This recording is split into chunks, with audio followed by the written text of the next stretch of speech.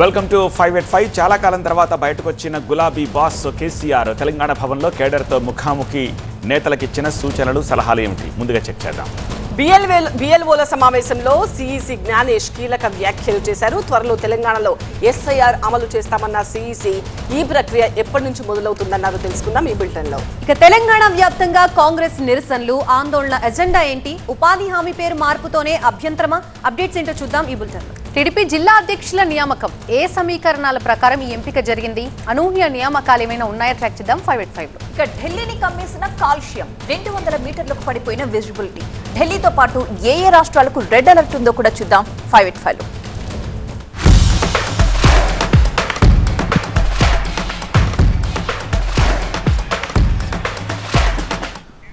BRS party విస్తృత స్థాయి సమావేశంలో కీలక వ్యాఖ్యలు చేశారు కేసీఆర్. చెక్ డ్యాములు బాంబులు పెట్టి పేలుస్తారా అని మండిపడ్డారు.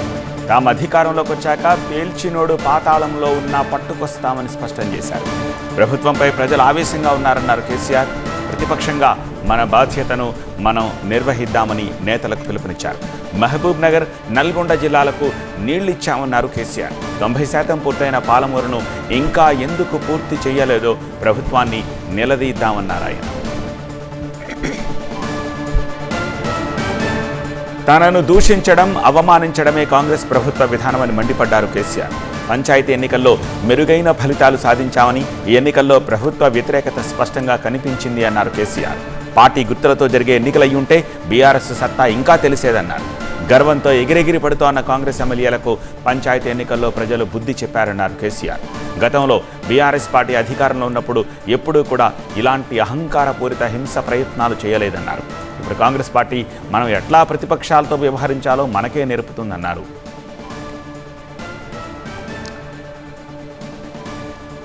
కాంగ్రెస్ ప్రభుత్వం వచ్చిన తర్వాత 2 సంవత్సరాల్లో ఒక్క కొత్త పాలసీ కూడా తేలేదని విమర్శించారు కేసీఆర్. తీసుకొచ్చిన పాలసీ అంతా రియల్ ఎస్టేట్కు సంబంధించింది అయినా రాష్ట్రంలో ప్రజల ఆస్తుల విలువ పూర్తిగా తగ్గిపోయిందన్నారు. ఒకప్పుడు యూరియా ఇంటికి, చేను వద్దకు డైరెక్ట్గా వచ్చేదని, కానీ ఇప్పుడు ఒక్క యూరియా బస్తా కోసం కుటుంబం అంతా లైన్లలో నిలబడే పరిస్థితి వచ్చిందన్నారు కేసీఆర్. కాంగ్రెస్ ప్రభుత్వం కొత్తది ఒక్క పథకమైనా ప్రకటించకపోగా ఉన్న వాటిని ఆపేసిందని విమర్శించారు. ఇక సమావేశానికి ముందు ఏపీ మాజీ సీఎం వైఎస్ జగన్కు ఫోన్లో పుట్టినరోజు శుభాకాంక్షలు తెలిపారు కేసీఆర్.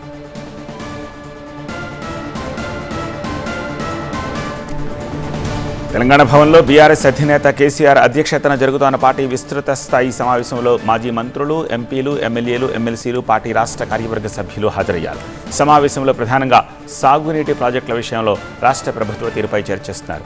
అలాగే పార్టీ నిర్మాణం, అసెంబ్లీ శీతాకాల సమావేశాల్లో అనుసరించాల్సిన వ్యూహంపై పార్టీ ఎమ్మెల్యేలు, ఎమ్మెల్సీలకు దిశానిర్దేశం చేస్తున్నారు కేసీఆర్.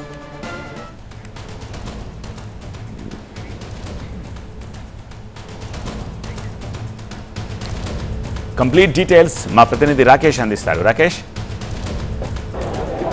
సుదీర్ఘంగా కేసీఆర్ విస్తృత స్థాయి సమావేశం కొనసాగుతుంది.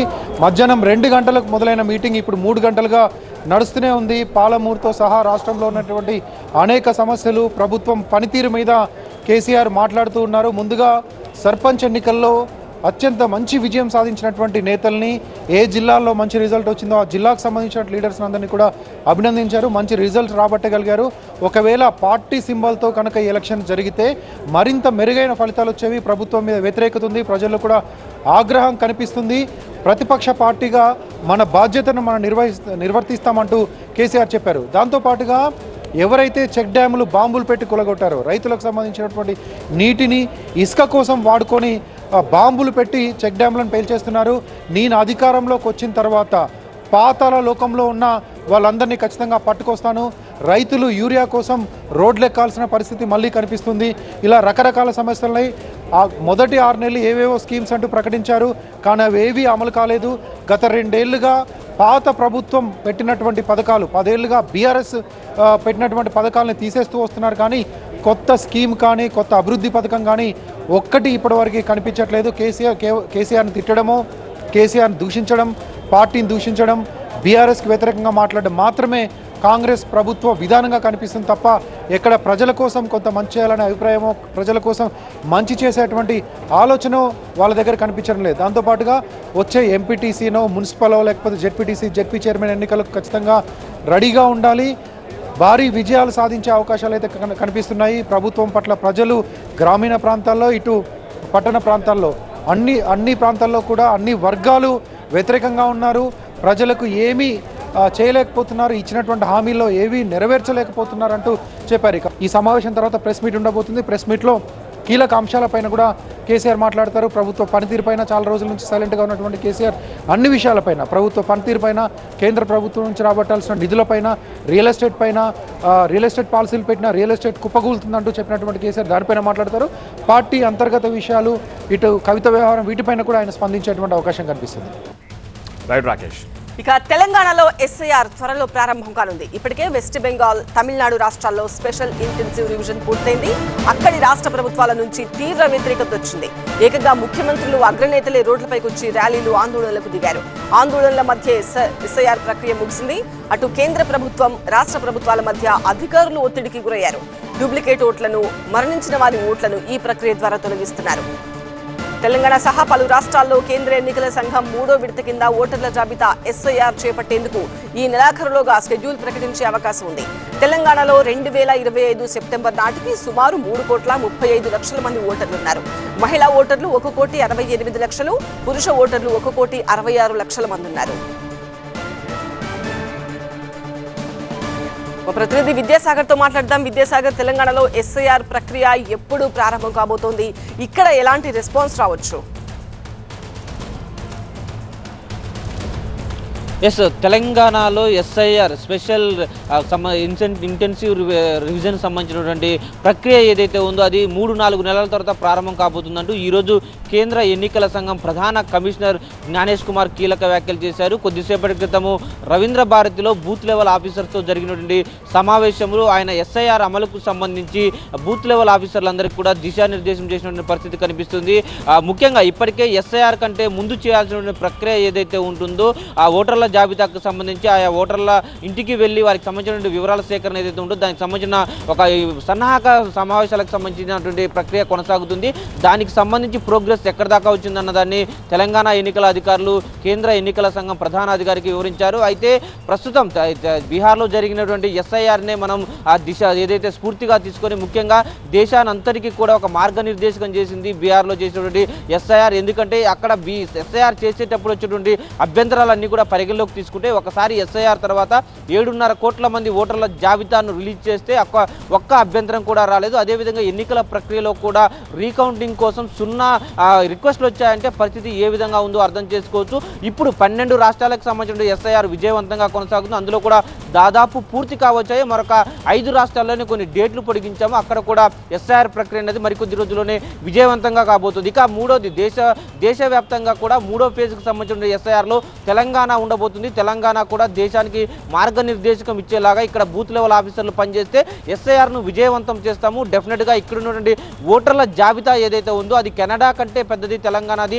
తెలంగాణకు సంబంధించి ఓటర్లు తక్కువ సంఖ్యలో కాదు ఎక్కువ సంఖ్యలో ఉన్నారు. ఇదంతా కూడా దేశానికి సంబంధించిన ఒక రాజ్యాంగబద్ధమైనటువంటి సంస్థను కాపాడే అతిపెద్ద సైనికులుగా బిఎల్ఓలు ఉంటారు. కాబట్టి బిఎల్ఓలు స్ఫూర్తిదాయకంగా పనిచేస్తే ఎస్ఐఆర్ విజయవంతమవుతుంది. ఎక్కడా కూడా డూప్లికేట్ ఓట్లు కానీ డబుల్ ఓట్లు కానీ చనిపోయిన ఓట్లు కానీ ఉంటాయో వాటిని తీసేయడానికి మాత్రమే ఈ ఎస్ఐఆర్. కాబట్టి ఎవరికి కూడా ఎలాంటి అపోహలు అవసరం లేదంటూ కూడా కేంద్ర ఎన్నికల సంఘం ప్రధాన కమిషనర్ సూచనలు చేశారు. ముఖ్యంగా పండగల ముందు ఏ విధంగా అయితే ఇళ్లను క్లీన్ చేసుకుంటామో అదేవిధంగా 5 ఏళ్లకు ఒక్కసారి దేశంలో ఈ ఎన్నికల సంబంధించి ఓటర్ల జాబితాను కూడా క్లీన్ చేసుకునే ప్రక్రియ ఈ ఎస్ఐఆర్ తప్ప ఇంకోటి కాదు. దీని మీద ప్రజలకు కొన్ని అపోహలు ఉండొచ్చు, రాజకీయ పార్టీలకు కొన్ని అభ్యంతరాలు ఉండొచ్చు. కానీ దీని అన్నింటినీ కూడా సమ్మిళితం చేసి విజయవంతంగా వాటన్నిటికీ ఆన్సర్ చేసేటువంటి అస్త్రం ఒక బిఎల్ఓ చేతిలో ఉంది. ఎందుకంటే బిఎల్ఓలు గ్రౌండ్ లెవెల్లోకి వెళ్ళి నెలకు తెలంగాణలో ఉన్నటువంటి ఓటర్ జాబితాను కనుక పరిశీలిస్తే ఇక్కడ ఉన్నటువంటి ఒక్కొక్క బిఎల్ఓకు దాదాపు 850 నుంచి 950 మంది ఓటర్లు ఒక్కొక్క బిఎల్ఓకి వస్తారు. కాబట్టి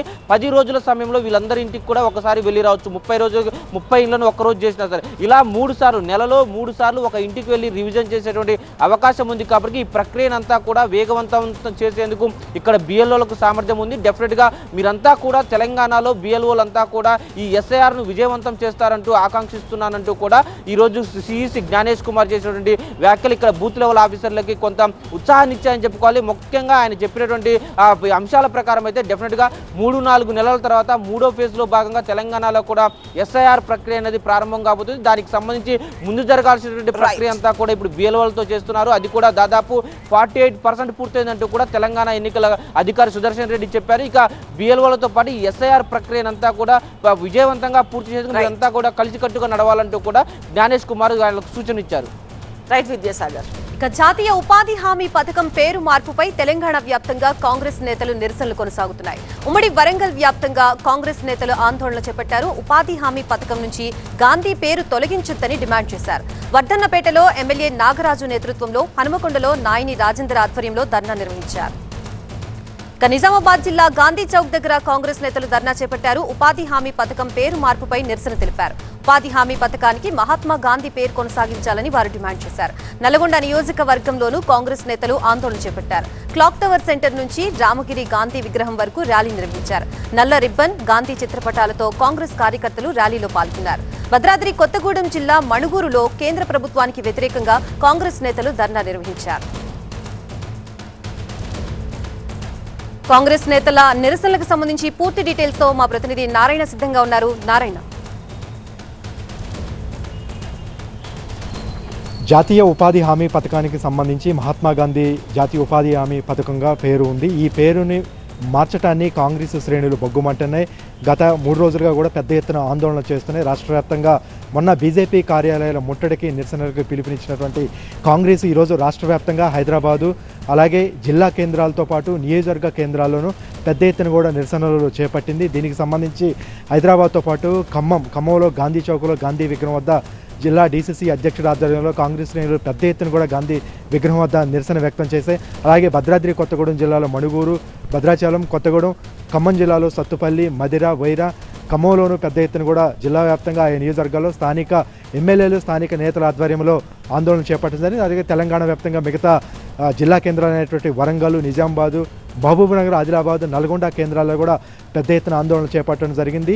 ఈ ఆందోళనని మరింత ఉధృతం చేయాలనేది కాంగ్రెస్ పార్టీ నిర్ణయించింది. రేపు వామపక్షాలు కూడా రాష్ట్ర వ్యాప్తంగా నిరసనలు, ఆందోళన కార్యక్రమాలకి పిలుపునిచ్చినటువంటి నేపథ్యంలో ఈ పేరు మార్పు మీద పెద్ద ఎత్తున కూడా దుమారం చెలరేగుతుంది. ఇటు కాంగ్రెస్, ఇటు వామపక్షాలు కూడా విడివిడిగా ఆందోళన కార్యక్రమాలు చేపడుతున్నటువంటి నేపథ్యంలో మహాత్మా గాంధీ పేరును తీసివేయటానికి ఎందుకు దీనికి గల కారణాలు ఏంటో కేంద్ర ప్రభుత్వం స్పష్టంగా చెప్పలేకపోయింది. కేవలం మహాత్మా గాంధీ కుటుంబం మీద ఉన్నటువంటి అక్కస్తోనే ఈ కార్యక్రమాన్ని చేపట్టిందనేది కాంగ్రెస్ ప్రధానంగా అభ్యంతరం వ్యక్తం చేసింది. యూపీఏ 1 గవర్నమెంట్లో 2005లో ఈ చట్టం ఉపాధి హామీ పథకం కూడా అమల్లోకి వచ్చింది. ఆనాటి ప్రధాని మన్మోహన్ సింగ్ ఆధ్వర్యంలో ఈ పథకం అమల్లోకి వచ్చి ఈ పథకం అయితే బిల్లు ఆమోదం తెలిపింది. 2006 జనవరి నుంచి కూడా ఈ పథకం అమల్లోకి వచ్చింది. దేశవ్యాప్తంగా ఉన్నటువంటి ముఖ్యంగా గ్రామీణ ప్రాంతాల్లో ఉన్నటువంటి వ్యవసాయ కూలీలు, పేదలకు ఎంతో ఉపయోగకరంగా ఉండి కాస్త ఆసరాగా ఉపాధి కల్పించేటువంటి ఉపాధి హామీ పథకాన్ని నిర్వీర్యం చేసే కుట్రలో భాగంగానే ఈ విధంగా కేంద్ర ప్రభుత్వం వ్యవహరిస్తోందని ప్రధానంగా ఆరోపిస్తుంది. కేవలం ఉపాధి హామీ పథకం పేరు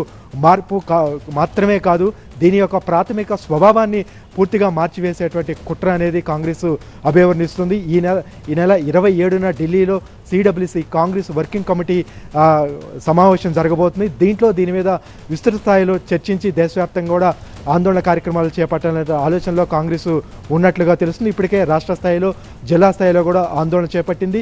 కేవలం పేరు మార్పే కాదు, రానున్న రోజుల్లో అసలు ఈ పథకాన్ని పూర్తి స్థాయిలో ఎత్తివేసేందుకు, దీన్ని నిర్వీర్యం చేసేందుకు కుట్రలు చేస్తుంది. దాని యొక్క కేంద్ర ప్రభుత్వం యొక్క ఆలోచన ఖచ్చితంగా ఇదే అనేది కాంగ్రెస్ ప్రధానంగా విమర్శిస్తుంది. 2005 నుంచి కూడా అంటే యూపీఏ 1, యూపీఏ 2 10 సంవత్సరాల కాలంలో కూడా ఎంతో కాలంగా పేదలకు అటవీ హక్కుల చట్టం కానీ, భూసేకరణ చట్టం కానీ, పోడు భూములకు హక్కులు కల్పించడం కానీ, పేదలకు ఇటు వ్యవసాయ కూలీలకు ఉపాధి కల్పించేటువంటి ఉపాధి హామీ చట్టం వంటి పథకాలు అనేక సంక్షేమ పథకంలో పేదలకు ఉపయోగపడే విధంగా ఆనాటి కాంగ్రెస్ ప్రభుత్వం తీసుకొస్తే ఈనాడు మోడీ, అమిత్ షా ఆధ్వర్యంలో ప్రతి ఒక్క పథకాన్ని కూడా నిర్వీర్యం చేసి భవిష్యత్తులో పూర్తిగా ఎత్తివేసేటువంటి కుట్ర జరుగుతుంది. దీన్ని ఖచ్చితంగా ప్రతిఘటిస్తామనేది కాంగ్రెస్ శ్రేణులు పెద్ద ఎత్తున కూడా ఆందోళన చేపడుతున్నాయి. Thank you Narayana. ఏపీలో టీడీపీ జిల్లా అధ్యక్షులని అధిష్టానం ప్రకటించింది. అయితే ఏపీలోని జిల్లాల వారీగా కాకుండా 25 లోక్సభ నియోజకవర్గాల వారీగా అధ్యక్షులతో పాటు ప్రధాన కార్యదర్శులను కూడా నియమించింది. 25 మంది జిల్లా అధ్యక్షులు బీసీలకు 8, ఓసీలకు 11, ఎస్సీలకి 4, ఎస్టీలకు 1, మైనారిటీలకి 1 చొప్పున కేటాయించింది. అలాగే 5 జిల్లాల అధ్యక్ష బాధ్యతలు మహిళలకు దక్కాయి. జిల్లాల అధ్యక్ష పదవులు దక్కించుకున్న వారిలో కొందరు ఎమ్మెల్యేలు, ఎమ్మెల్సీలు కూడా ఉండటం ఆసక్తిగా మారింది. ఏపీలో జిల్లాల వారీగా అధ్యక్ష, ప్రధాన కార్యదర్శుల ఎంపికకి పెద్ద ఎత్తున కసరత్తు జరిగింది. సామాజిక సమీకరణాలు, స్థానిక రాజకీయాలు అన్ని లెక్కలు వేసుకుని ఈ లిస్టు ఫైనల్ చేశారు టీడీపీ అధినేత చంద్రబాబు. ఆయా నేతల సామర్థ్యం, సీనియారిటీ, విధేయత, అనుభవం లాంటి అంశాలను కూడా పరిగణలోకి తీసుకున్నారు. ఇక జిల్లాల వారీగా పరిశీలనకు వచ్చిన పేర్లు, వాటిలో నుంచి ఎవరికి అవకాశం ఇవ్వాలనే దానిపై ఏపీ టీడీపీ అధ్యక్షుడు పల్లా శ్రీనివాస్, జాతీయ అధ్యక్షుడు చంద్రబాబు క్షుణ్ణంగా పరిశీలించి పార్టీ నేతలతో చర్చించి మరీ జాబితాని ప్రకటించారు. ఇక లోక్సభ నియోజకవర్గాల కమిటీల ఏర్పాటుకు కేబినెట్ కి చేసినంత కసరత్తు చేయాల్సి వచ్చిందని ఈ మధ్య ఏకంగా సీఎం చంద్రబాబు వ్యాఖ్యానించారు. కార్యకర్తలకి ప్రాధాన్యం ఇచ్చేలా, స్థానికంగా పార్టీని బలోపేతం చేసేలా కమిటీలు పనిచేయాలని ఆయన పిలుపునిచ్చారు. పూర్తి అప్డేట్స్ అందించడానికి మా అసోసియేట్ ఎడిటర్ ఈశ్వర్ లైవ్ లో సిద్ధంగా ఉన్నారు. ఈశ్వర్, టీడీపీ జిల్లా అధ్యక్షుల నియామకాలు అసలు ఏ సమీకరణాల ప్రాతిపదికన జరిగాయి? ఏమైనా అనూహ్యంగా జరిగాయా? దీనికి సంబంధించి అప్డేట్స్ ఏంటి? చంద్రబాబు సీనియారిటీకి ఉన్న పొలిటికల్ ఎక్స్పీరియన్స్కి సంబంధించి ఆ వ్యూహాలకి ప్రతిబింబంగా ఈ నియామకాలు జరిగినట్టుగా మనం అర్థం చేసుకోవాల్సిన పరిస్థితి. ఎందుకంటే ఎలక్షన్స్ అయ్యి దాదాపుగా 1.5 సంవత్సరం అయింది. కూటమి ప్రభుత్వం అధికారంలోకి ఉంది. 2029 ఎన్నికలకు అప్పుడే టార్గెట్ చేసిన నేపథ్యం కాబట్టి ఈ దశలో చాలా కీలకంగా అడుగులు వేయాల్సిన నేపథ్యం. సో వీటన్నిటిని దృష్టిలో పెట్టుకొని పార్టీ అంతర్గత సమతుల్యత, సామాజిక సమీకరణాలు, అలాగే సమయంలో క్షేత్రస్థాయిలో బలోపేతం చేయడం, ఈ 3 అంశాలని ముందు పెట్టుకుని వీటిని నియమించినట్టుగా మనం ఈ సోషల్ ఇంజనీరింగ్ చేసినట్టుగా మనం అర్థం చేసుకోవాల్సిన నేపథ్యం. మనం చూస్తే మొత్తం 25 పార్లమెంటు నియోజకవర్గాలకు సంబంధించి అధ్యక్షులను ఏర్పాటు చేస్తే దాదాపుగా 14 బీసీ, ఎస్సీ, ఎస్టీ, మైనార్టీలకు ఇవ్వడం జరిగింది. సో బీసీలకు కావచ్చు, లేకపోతే నిమ్న వర్గాలకు ఎంత ప్రాధాన్యత ఇస్తామో చెప్పే ప్రయత్నాన్ని చాలా బలంగా చేసింది. ఇదే సమయంలో మహిళలకి 5 స్థానాలను కేటాయించడం జరిగింది. చాలా కీలకమైన విజయవాడకి గద్దె అనురాధ, తిరుపతికి పనబాక లక్ష్మి, గౌరు సుచరిత లాంటి వాళ్ళకి ఇవ్వడం, అదే సమయంలో విజయనగరం పార్వతీపురం మన్యంకి తేజోవతి లాంటి వాళ్ళని ఇవ్వడం. సో చాలా 5 మంది, మొత్తం 25లో 5 మహిళలకు కేటాయించడం ద్వారా మహిళా ఓటర్లకి సంబంధించి ఎంత ప్రాధాన్యత ఇస్తున్నాం, మహిళలకు పార్టీలో ఎంతటి ప్రాధాన్యం ఇస్తున్నామో చెప్పే ప్రయత్నం చేసింది. అదే సమయంలో సీనియర్లు, జూనియర్ల కాంబినేషన్ కూడా చాలా ఎఫెక్టివ్గా పర్మిటేషన్స్ అండ్ కాంబినేషన్స్ని వినియోగించినట్టు చేసినట్టు మనం అర్థం చేసుకోవాల్సిన అవసరం ఉంది. ఎందుకంటే చాలా కీలకమైన నియోజకవర్గాల్లో బీసీలకు సంబంధించి సీనియర్ నేతలు, ముఖ్యంగా నెల్లూరు నియోజకవర్గాన్ని చూస్తే అక్కడ రెడ్డి సామాజిక వర్గం ఆధిపత్యం ఉంటుంది. కానీ అక్కడ బీసీ సామాజిక వర్గానికి సంబంధించిన కీలకమైన నేత, సీనియర్ నేత, పార్టీ లాయలిస్ట్గా ముద్రపడ్డ బీదా రవిచంద్రకి ఇవ్వడం ద్వారా, వాస్తవానికి బీదా రవిచంద్ర ఒకానొక స్థాయిలో రాష్ట్ర అధ్యక్ష పదవికి పోటీలో ఉన్నారు. సో అట్లాంటి ఆయన తీసుకెళ్లి నెల్లూరు జిల్లా అధ్యక్ష పదవికి ఇవ్వడం ద్వారా ఆ ప్రాంతానికి ఇస్తున్న ప్రాధాన్యత ఎంత కీలకంగా ఉంటుందో అర్థం చేసుకోవాల్సిన నేపథ్యం అన్నట్టుగా చెప్పే ప్రయత్నాన్ని తెలుగుదేశం పార్టీ చేసింది. అదే సమయంలో విజయవాడ, తిరుపతి లాంటి చోట్ల గద్దె అనురాధ, పనబాక లక్ష్మి లాంటి వాళ్ళకి ఇవ్వడం ద్వారా మహిళలకి ప్రాధాన్యత ఇవ్వడంతో పాటు వాళ్ళిద్దరూ చాలా సీనియర్ నేతలు, అక్కడ ఉన్న రాజకీయ ప్రాధాన్యత దృష్ట్యా వాళ్ళిద్దరికి ఇవ్వడం ద్వారా చాలా బలమైన నాయకత్వాన్ని అందించే ప్రయత్నం చేస్తున్నామని చెప్పే ప్రయత్నం చేసింది. అదే సమయంలో మహిళలకి, బీసీలకి సంబంధించి కేవలం ట్రెడిషనల్ ఓట్ బ్యాంక్ మాత్రమే కాకుండా అన్ని సామాజిక వర్గాలకి ప్రాతినిధ్యం ఇవ్వడం ద్వారా మిగతా సామాజిక వర్గాలకు కూడా ప్రాతినిధ్యాన్ని పెంచే అవకాశాన్ని కల్పిస్తున్నట్టుగా చెప్పే ప్రయత్నం చేసింది. అదే సమయంలో ఎమ్మెల్యేలుగా ఉన్న 4, ఎంఎస్ రాజు కావచ్చు, బడేటి రాధాకృష్ణ కావచ్చు, అదే సమయంలో సుచరిత రెడ్డి కావచ్చు, ఉగ్ర నరసింహారెడ్డి, ఈ 4కి ఎమ్మెల్యేలుగా ఉన్నారు. ఈ నలుగురిని ఆయా జిల్లాలకి అధ్యక్షులు చేస్తూ ఈరోజు ప్రకటనలో వెలువడించింది. సో వీటి నేపథ్యంలో ఎమ్మెల్యేలకు ఇవ్వడం ద్వారా పార్టీకి, ప్రభుత్వానికి మధ్య ఉన్న ఆ కోఆర్డినేషన్ని మరింత పెంచాలి. సో ఎక్కడైతే అట్లాంటి కోఆర్డినేషన్ అవసరం ఉందని ఎక్కువగా భావిస్తున్నారు, అట్లాంటి చోట ఎమ్మెల్యేలకు ప్రాతినిధ్యం ఇవ్వడం ద్వారా వాళ్ళకి తన ఉద్దేశాన్ని ప్రభుత్వం చెప్పకనే చెప్పింది. సో అన్ని అంశాలని, కేవలం ఒక అంశం కాదు, ఇక్కడ పార్టీ బలోపేతాన్ని పరిగణలోకి తీసుకుంది. ప్రధానంగా పార్టీని బలోపేతం చేయడమే ప్రధానమైన లక్ష్యం. అదే సమయంలో సామాజిక సమతుల్యతని పాటిస్తూ ఆ పార్టీలో అంతర్గత కోఆర్డినేషన్ కూడా దెబ్బతినకుండా ఈ మొత్తం ప్రక్రియనైతే చేపట్టిన విధానం. చివరి క్షణాల్లో గత 4 రోజుల క్రితం ఒక లీక్ ఇచ్చింది. కొంతమంది అధ్యక్షులకు సంబంధించిన లిస్ట్ని, వాళ్ళపైన అభ్యంతరాలు వ్యక్తమవడంతో కొన్ని చోట్ల కొమ్మలపాటి శ్రీధర్కి పల్నాడు జిల్లాకు సంబంధించి గతంలో కన్ఫర్మ్ అయినట్టుగా సమాచారం వచ్చింది. అయితే ఆ తర్వాత మళ్ళీ దాన్ని మార్చడం జరిగింది, అనకాపల్లి మార్చడం జరిగింది. సో ఎక్కడైతే అబ్జెక్షన్స్ రైజ్ అయ్యాయో అక్కడ మార్చుకుంటూ మొత్తం అందరి ఏకాభిప్రాయంతో ఒక అద్భుతమైన టీంని ఏర్పాటు చేసినట్టుగా తెలుగుదేశం పార్టీ చెప్తున్న నేపథ్యం కనిపిస్తుంది. ఇక దేశ రాజధాని ఢిల్లీలో గాలి కాలుష్యం అత్యంత ప్రమాదకర స్థాయికి చేరిపోయింది. ఢిల్లీలోని పలు ప్రాంతాల్లో ఎయిర్ క్వాలిటీ ఇండెక్స్ రికార్డ్ స్థాయిలో 450 పాయింట్లు దాటి డేంజర్ కేటగిరీలోకి వెళ్లిపోయింది. ముఖ్యంగా ఇండియా గేట్, కర్తవ్య పథ్ పరిసరాల్లో దట్టమైన పొగమంచు కమ్మేయడంతో విజిబిలిటీ దారుణంగా పడిపోయింది. ఢిల్లీని మంచు దుప్పటి కమ్మేయడంతో ఢిల్లీలో పలు ప్రాంతాల్లో విజిబిలిటీ జీరోకి తగ్గింది. దీంతో ఢిల్లీలో 100కు పైగా విమానాలు రద్దు కాగా సుమారు 200 విమానాలు ఆలస్యంగా నడుస్తున్నాయి. ఎయిర్పోర్టుకు వెళ్లే ముందు అప్డేట్ చెక్ చేసుకోవాలని ప్రయాణికులకు విమానయాన సంస్థలు విజ్ఞప్తి చేస్తున్నాయి. అలాగే 50 రైళ్లతో పాటు వాహన రాకపోకలకు తీవ్ర అంతరాయం ఏర్పడింది. పొగమంచు కారణంగా విజిబిలిటీ తగ్గి వాహనాలు నెమ్మదిగా నడుస్తున్నాయి. అటు ఆగ్రాలోని తాజ్ మహల్ కూడా కనిపించకుండా పోతోంది. దీంతో తాజ్ మహల్ అందాలు చూడ్డానికి వచ్చిన టూరిస్టులు తీవ్ర అసహనానికి గురవుతున్నారు. మరొక వైపు ఉత్తర భారతదేశాన్ని పొగమంచు కమ్మేసింది. ఉత్తర భారతంలోని పలు రాష్ట్రాల్లో దట్టమైన పొగమంచు అలుముకోవడంతో సాధారణ జనజీవితానికి తీవ్ర ఆటంకం ఏర్పడుతోంది. పొగమంచు తీవ్రతతో ఇప్పటికే ఉత్తరప్రదేశ్లో రెడ్ అలర్ట్ కొనసాగుతోంది. ఢిల్లీలో వాయు కాలుష్యం కూడా జతవ్వడంతో పరిస్థితి మరింత దిగజారుతోంది. ఈ క్రమంలోనే ఉత్తర భారతంలో ఉన్న ఢిల్లీ, హర్యానా, చండీగఢ్, ఉత్తరాఖండ్లకు వాతావరణ కేంద్రం ఆరెంజ్ అలర్ట్ జారీ చేసింది. మా ప్రతినిధి గోపి సిద్ధంగా ఉన్నారు. గోపి, గాలిలో వాయు నాణ్యతను పెంచడానికి అలాగే విజిబిలిటీ కాస్తైనా మెరుగుపరచడానికి అక్కడ ప్రభుత్వం ఎలాంటి చర్యలు తీసుకుంటోంది? అండ్ ఢిల్లీతో సహా ఏ ప్రాంతాలు రెడ్ అలర్ట్ లో ఉన్నాయి, ఏ ప్రాంతాలు ఆరెంజ్ అలర్ట్ లో ఉన్నాయి? ఉత్తర భారతంలో 10 రాష్ట్రాలపైన ఈ పొగమంచు ఎఫెక్ట్ ఉంది.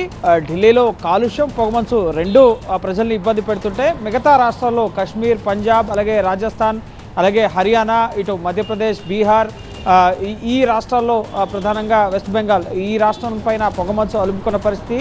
హిమాలయన్ టెరైన్స్ నుంచి వీస్తున్న చల్లటి గాలుల ప్రభావంతో ఈ పొగమంచు ఉత్తరాది రాష్ట్రాలని కంపేసింది. పూర్తిగా విజిబిలిటీ 0 to 200 మీటర్స్ వరకు మాత్రమే పరిమితం అవుతున్న పరిస్థితి ఉదయం పూట. సో గాలి వేగం ముఖ్యంగా ఎక్కువగా ఉంటే కనుక ఈ పొగమంచు తొలగిపోయే అవకాశం ఉంటుంది. కానీ రానున్న 2 రోజుల పాటు ఈ పొగమంచు ఇదే విధంగా కొనసాగుతుంది. ఇక డిసెంబర్ చివరి వారం నుంచి జనవరి మొదటి వారం వరకు కూడా ఇంకా దట్టంగా పొగమంచు అలాగే చలి తీవ్రత పెరుగుతుందని చెప్పి కూడా వాతావరణ శాఖ వెల్లడించడం జరుగుతుంది. ఈ పొగమంచును తొలగించడానికి ఎటువంటి మెకానిజం అనేది ఉండదు, ప్రతికూల వాతావరణ పరిస్థితులు కాబట్టి. సో విండ్ స్పీడ్ వస్తేనే, గాలి వేగం పెరిగితేనే పొగమంచు తొలగిపోయే పరిస్థితి ఉంటుంది. ఇక కాలుష్య విషయానికి వస్తే ఢిల్లీలో సగటున 400 పాయింట్లకు పైగా ఎయిర్ క్వాలిటీ ఇండెక్స్ పైన వాయు నాణ్యత నమోదవుతున్న పరిస్థితి. ఈరోజు ఢిల్లీలో ముఖ్యంగా పొగమంచు, కాలుష్యం రెండింటి వల్ల కూడా విజిబిలిటీ 200 మీటర్లకు పడిపోయింది. సుమారు 100కు పైగా విమానాలు ఢిల్లీ నుంచి రద్దయిన పరిస్థితి. 200 విమానాలు ముఖ్యంగా సగటున 22 నుంచి అరగంట ముఖ్యంగా నిమిషాల వరకు కూడా ఆలస్యంగా విమాన ప్రయాణాలు జరుగుతున్న పరిస్థితి. 50 రైళ్లపైన కూడా ఎఫెక్ట్ పడిన పరిస్థితి ఉంది. వాహన రాకపోకలకు కూడా తీవ్ర అంతరాయం ఏర్పడుతుంది. ఈ కాలుష్యం కమ్మేయడం అలాగే విజిబిలిటీ తగ్గిపోవడం, పొగమంచు ప్రభావంతో పూర్తిగా మంచు దుప్పటిని కమ్మేసి రోడ్లపైన వాహనదారులు తీవ్ర ఇబ్బందులు పడుతున్న పరిస్థితి ఉంది. ఇక కాలుష్యాన్ని తగ్గించేందుకు ప్రస్తుతం ఢిల్లీలో గ్రాఫ్ 4 చర్యలను అమలు చేస్తున్నారు. రోడ్లపై నీటిని చల్లడం సహా డీజిల్ వాహనాలపైన నిషేధం, ఇతర రాష్ట్రాల నుంచి ఢిల్లీలోకి వచ్చే డీజిల్ ట్రక్స్ ఏవైతే ఉంటాయో BS4 ఇంజన్ కలిగిన వాహనాలు, సో వాటన్నింటినీ కూడా నిషేధం విధించారు. పొల్యూషన్ చెక్ ఉన్న వాహనాలకు మాత్రమే పెట్రోల్, డీజిల్ని ఇస్తున్న పరిస్థితి ఉంది. అలాగే డీజిల్ జనరేటర్ పైన, నిర్మాణ కార్యకలాపాలపైన ఈ డస్ట్ ముఖ్యంగా ఈ కాలుష్యం 50% కాలుష్యం ఢిల్లీకి ఈ వాహనాల వల్లే వస్తున్న పరిస్థితి ఉంది. సో వాహనాలని బయటకు రానివ్వకుండా ఉండేందుకు వర్క్ ఫ్రమ్ హోమ్ని ప్రస్తుతం అమలు చేస్తున్నారు. పబ్లిక్ ప్రైవేట్ కార్యాలయాల్లో 50% మంది సిబ్బంది ఇంటి నుంచే పనిచేస్తే కనుక ప్రతి ఒక్కరూ వాహనాలు తీసుకుని రోడ్లపైకి వచ్చే అవకాశం ఉండదు కాబట్టి సో వాహనాలు తగ్గించేందుకు వర్క్ ఫ్రమ్ హోమ్ ఎంకరేజ్ చేస్తున్నారు. అలాగే స్కూల్స్ కూడా ముఖ్యంగా నర్సరీ నుంచి 5వ తరగతి వరకు స్కూల్స్ ఆన్లైన్ క్లాసులు నడుస్తున్నాయి. మిగతా క్లాసులు హైబ్రిడ్ మోడ్లో నడుస్తున్నాయి. సో వాహనాలని రోడ్లపై నియంత్రించేందుకు చర్యలు తీసుకుంటున్న పరిస్థితి. అయినప్పటికీ కూడా ఈ పొగమంచు తోడవడం అలాగే కాలుష్య తీవ్రత సివియర్ కేటగిరీలో కొనసాగుతుండడంతో ప్రజలైతే ఇబ్బందులు పడుతున్నారు. ప్రభుత్వం కూడా చర్యలు తీసుకుంటున్నప్పటికీ కూడా ఈ ప్రతికూల వాతావరణ పరిస్థితుల కారణంగా ఈ కాలుష్యం అనేది ఇంకా ఇబ్బంది పెడుతూనే ఉంది. వరుసగా 6వ రోజు ఈరోజు ఢిల్లీ ఎయిర్పోర్ట్లో విమానాలు రద్దయిన పరిస్థితి ఉంది. సో ఇంకా రానున్న 2-3 రోజులు కూడా ఇదే పరిస్థితి ఢిల్లీ సహా ఉత్తరాది రాష్ట్రాల్లో కొనసాగుతుందని చెప్పి వాతావరణ శాఖ సూచించడం జరిగింది. Right, thank you Gopi. ఇవి ఇవాల్టి 5 at 5 అప్డేట్స్. ఒకనే ఉండండి టీవీ 9.